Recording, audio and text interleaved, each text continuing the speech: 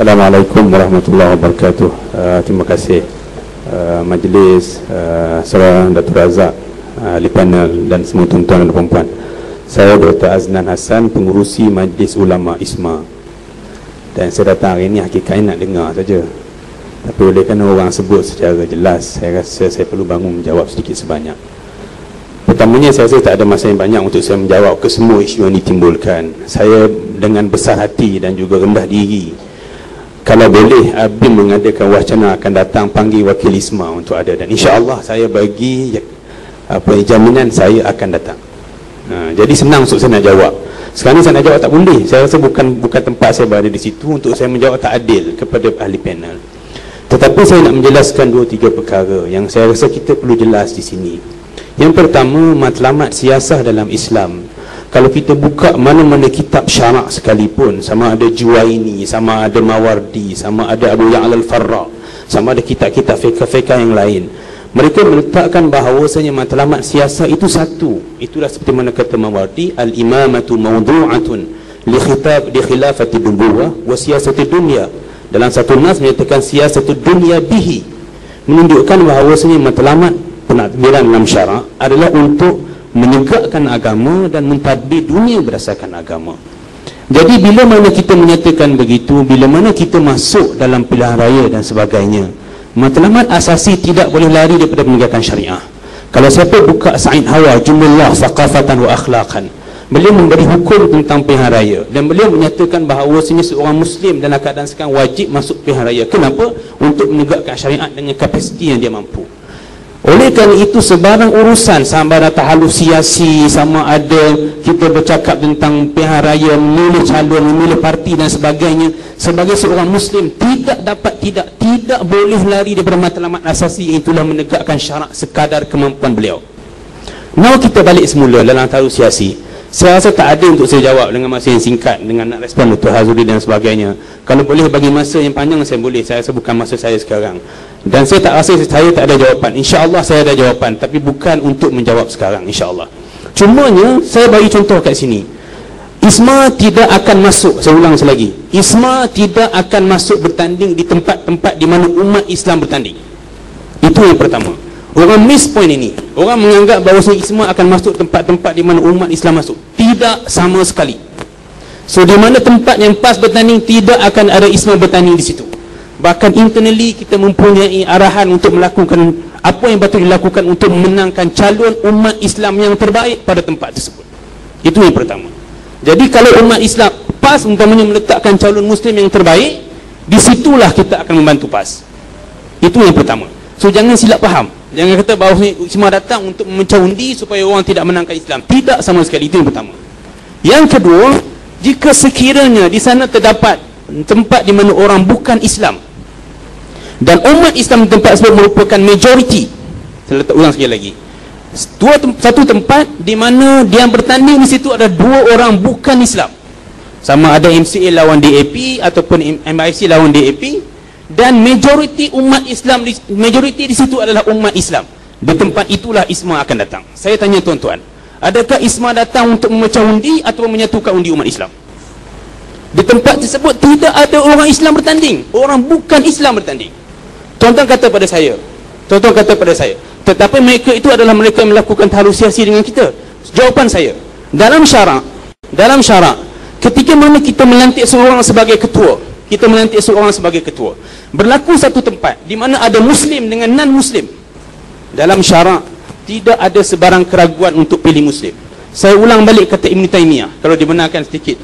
Ini kalau siapa yang baca As-Sarimul Maslul fi Syatim an Syatim Rasul, karena Ibn Taymiyah belum menceritakan apa, kalau saya baca dalam bahasa Arab, menceritakan bagaimana seorang non-Muslim, jika sekiranya beliau merupakan orang yang mengeluarkan statement-statement dan melakukan perkara-perkara yang bertentangan dengan syarak dan menyatakan dengan jelas beliau anti syarak, maka haram untuk umat Islam membantu mereka. Saya baca lagi, wa izharu ta'ni fid din la yajuzu lil imam an yu'ahidahum ma'a wujudihim minhum a'ni ma'a kaunihim mumakkinina min fi'lihi idza aradu wa hadha mimma ajma'a al muslimun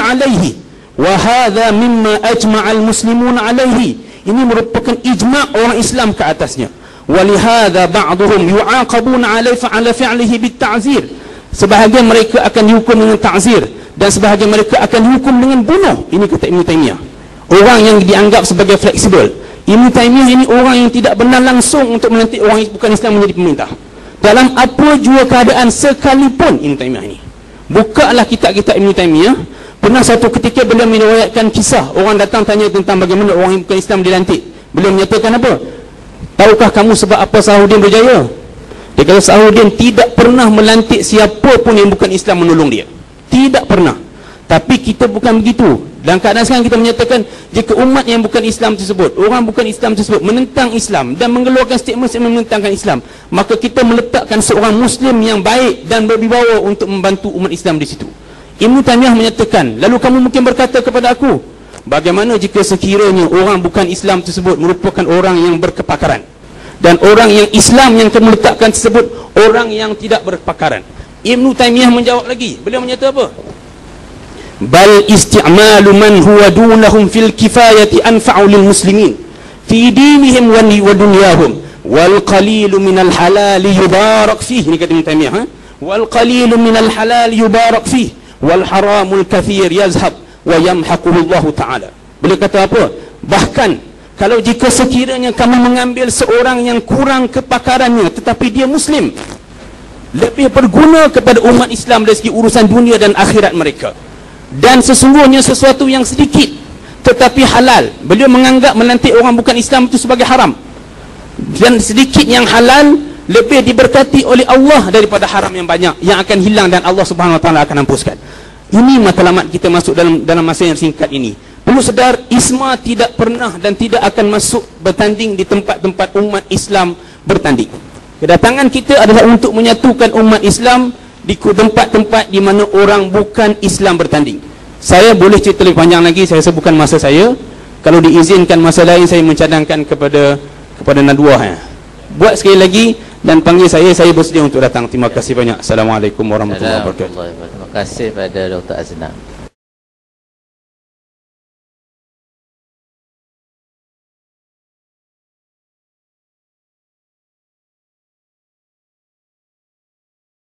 Baik, yang seterusnya pandangan-pandangan Fadil Dr. Aznan Hassan tadi, saya kira saya ambil tahu bahawa saya tidak ada gambaran jelas.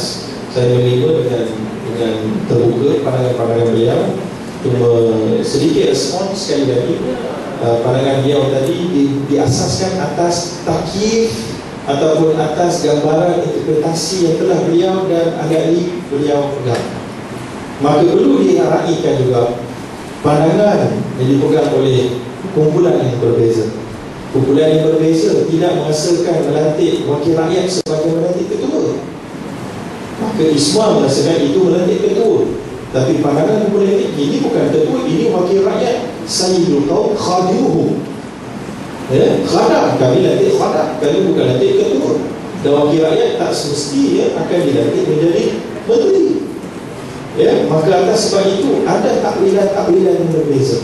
Maka tak boleh kita nak terus menggunakan, bagi saya, with respect, pandangan Ibn Taymiyah yang mengatakan ijma' melantik dan sebagainya. Malah kalau pun betul, maka sebagaimana disebutkan oleh Al-Imam Al-Qarafi yang mati pada 687 Hijrah, al-jumudi al-jumudu al-manqulat dhalalan bidin, iaitulah kalau kejumudan memegang fatwa-fatwa ulama yang berada pada zaman mereka, ada kalanya boleh membawa kesesatan. Semua Ibn Taymiyah tidak ada demokrasi pada zaman ini, tidak ada demokrasi berparlimen, maka pandangannya sesuai dengan keadaan khilafah. Itu ada takwilan boleh begitu. Maka tidaklah saya kata saya adalah rajih, pandangan ISMA adalah majmuk, tetapi bagi saya perlu diberikan ruang. Ada kemungkinan kamu benar, aku kurang benar. Begitu Pak maksud saya.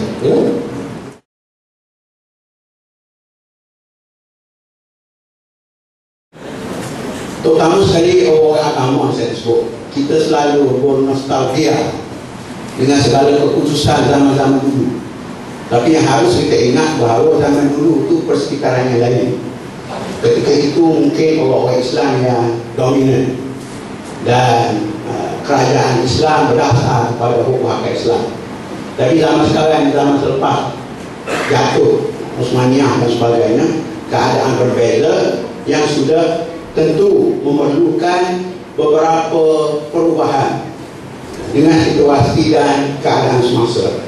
Sebab itu kalau kita tengok misalnya, walaupun dari sudut orang kata nasnya menyatakan bahawa kalau ada dua calon, satu lelaki satu perempuan, biasanya yang kita pegang pilih lelaki dulu, yang perempuan tu kemudian.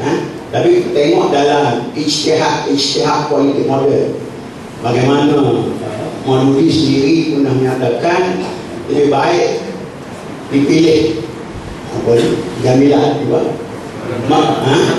Fatimah Jinah berbanding dengan Ayub Khan. Walaupun mungkin dari sudut nas ni kita kata lelaki itu lebih baik dalam keadaan-keadaan tertentu, maka dari wakilnya wanita lebih perlu. Demikian juga misalnya di Sudan, di Sudan kita lihat Turabi pernah bersama-sama dalam parti Ishtiraki, parti sosialis pada masa itu, dan dia membuat ijtihad yang mungkin bagi orang lain adalah tidak boleh masuk parti yang Ishtiraki itu. Demikian juga Najmuddin Al-Bakar misalnya masuk dalam parti sekular dan sebagainya. Jadi akhir saya sebut ini ya, terutama bagi kita pencipta kitab ni, jangan sampai kerana banyak sangat baca kitab sampai kita tak tengok realiti yang berlaku. Jadi oleh sebab itu fiqhun nas dengan fiqhul wakil itu seharusnya seimbang, dan inilah yang jadi masalah kepada orang macam saya lah, orang yang mentakdiskan nas dan juga pendapat-pendapat yang lama-lama sampai satu tahap kita tak faham realiti.